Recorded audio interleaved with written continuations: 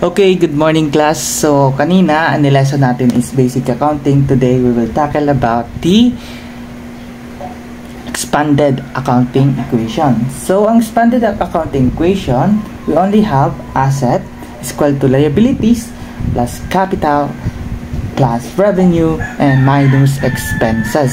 Okay? So, paano natin gagawin yun? So, we have a problem here. Okay? Yung asset daw is hindi given. Anong gagawin natin? So, equate lang natin sa formula. Asset is not given. Okay? Liabilities, we have 100. Capital, we have 200. Revenue, we have 300. And expenses is 200. Deduct. Remember, deduct po ang expenses. Okay? So, ang gagawin natin is to simply add everything and deduct the expenses. Asset is equal to 100 plus 200 is 300, right? 300 to, diba? So this is 300, this one and this one plus 300 again. Paglang natin, minus 200. Then asset is equal to 600 kasi i-add lang natin to, minus 200. Asset is equal to 400. Deduct lang natin to, 600 minus 200, we will get 400. Sir, paano natin i-check? Check natin kung ang asset daw is 400, dapat mag-equal to, okay? 400 is equal to 100 plus 200 plus 300 minus 200. Simply, i-calculator lang natin. Okay? 400 is equal to 300 plus 300 minus 200. Okay? Ito lang, add lang natin to. Makukuha natin to. Then, bring down natin. Bring down. Okay? So, we'll get 400. Then, 600 na to, di ba? Pag in-add natin tong dalawa, 600 minus 200, we'll get 400 is equal to 600 minus 200 is 400. Balance, di ba? Balance, okay? So, very good. Balance to. So, we will get 400. Okay? Hindi nyo pa rin ba na-gets? Papaluanag ba natin ulit? Okay lang yun. Paluanag natin ulit.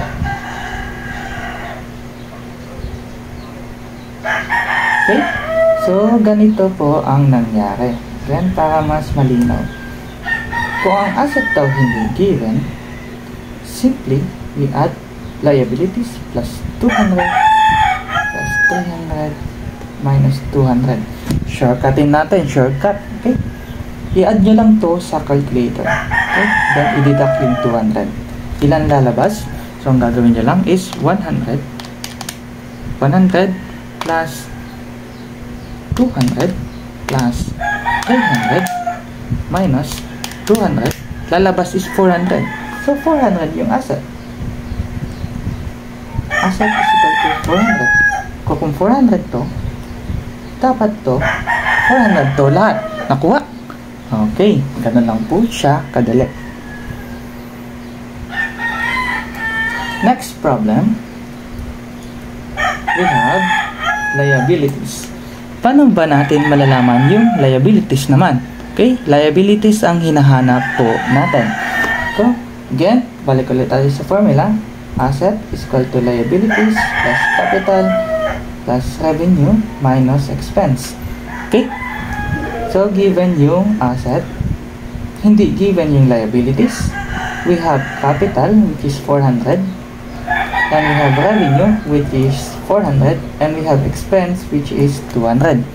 Okay, now we will simply add these three, okay, and deduct this 200. Okay, 800 is equal to L.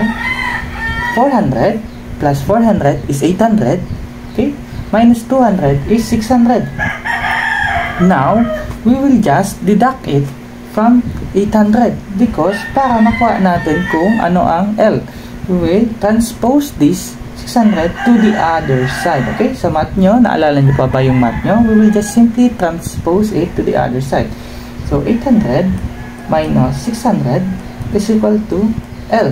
So, 800 minus 600 is 200. Okay? L. Ating liabilities is daw 200 daw ito. Kung ito kanina is 400, 200 daw ang ating liabilities. Okay? Okay, check natin kung tama. Kung check natin to kung tama, simply gagawin lang natin is sulat natin yung formula again. So, 800 is equal to 200 plus 400 plus 400 minus 200 is 800 is equal to 200 plus 400, 600 plus 400 is 1,000 minus 200 is 800. Okay? Calculator po. Ika-calculator lang natin. Okay? So, 800 is 800. Balance. Okay? Balance po siya. So, ang hinahanap natin is yung liabilities. So, we will need 200 para maging balance. Okay? Okay, very good. Next is, hinahanap naman natin is yung capital. Sir, paano pag hindi naman given yung capital? Okay, huwag kang mag-alala kapatid. Ganito po lang siya. Okay, so 1,000 is equal to 600 plus yung question mark is yung capital, okay, plus 500 minus 300. Again, calculator lang po natin. So, 1,000 is equal to C po ito, 600 plus 500 is 1,100 minus 300 is ilan? 800. That is 800 plus C. Again, sa math po, tinatranspose lang natin to the other side. Okay? 800, lilipat natin dito, magiging negative, di ba? Okay? 1,000 minus 800 C.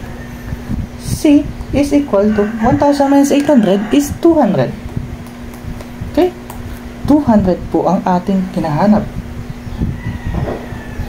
So, check natin. Check po natin ulit. Let's check kung tama ang sagot natin na 200. Okay? Ganito lang po siya. 1,000 is equal to 600 plus 200 plus 500 plus 300. Okay, check natin kung balance. 1,000 is equal to 600 plus 200 is 800. This is 800 plus 500 is 800 plus 500 is 1,300. We will deduct this. I'm sorry. This is deduct. Okay, this is deduct. Minus 300, we will get 1,000. So, balance po siya. Balance. Very good. Okay. Balance po. Okay. So, nakuha na natin na 200 yung capital. Next is, sir, paano sir kapag hindi naman given yung revenue? So, hanapin naman natin yung revenue. So, we have 2,000 is equal to 1,000 plus 300 minus revenue plus 400. Okay, paano ba natin to hanapin na revenue? 2,000. Then, calculator lang po ulit natin. 1,000 plus 300 is 1,400. This is plus, I'm sorry. This is plus, this is deduct. Sorry. This is deduct kasi expense, diba? Remember, expense is always deducted. Okay. So, 1,000 plus 300 is 1,300 plus revenue minus 400. Then, 1,300, deduct natin yung 400, we will get 900. Okay? 900 plus R, 2,000.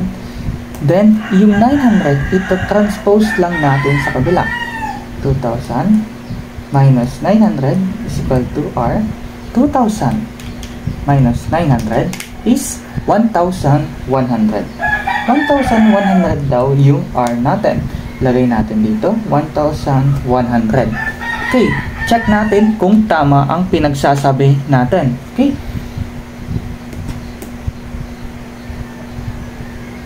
So, ganito po ang pag-check.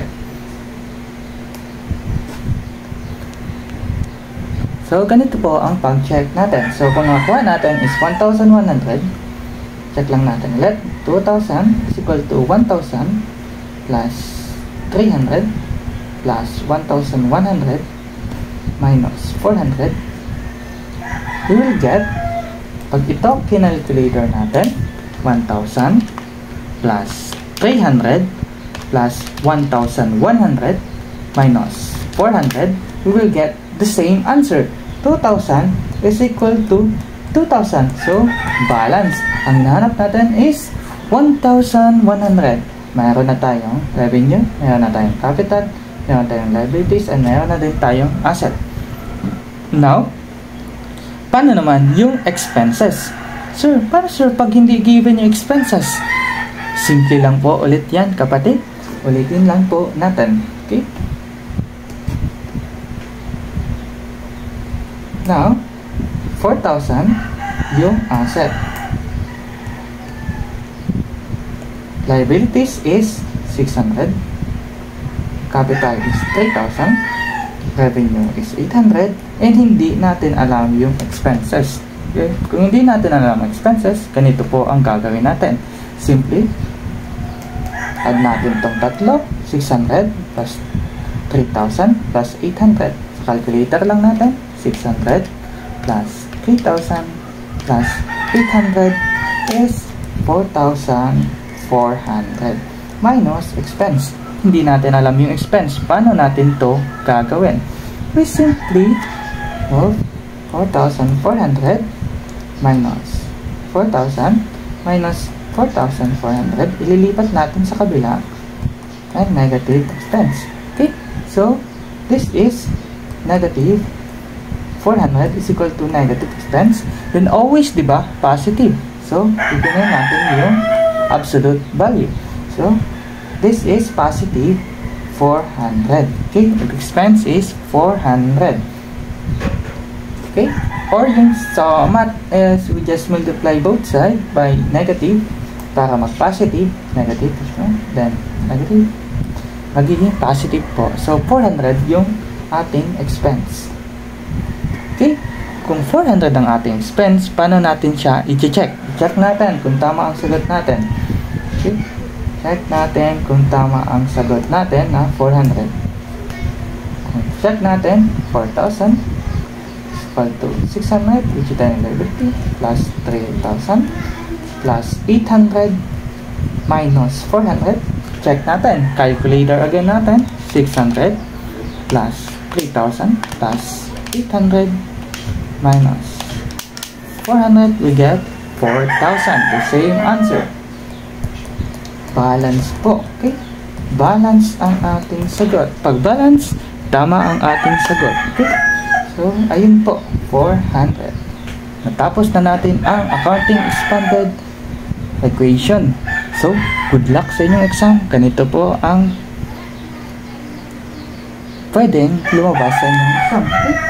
So, good luck and enjoy. Sana may natutunan kayong araw. Bye-bye!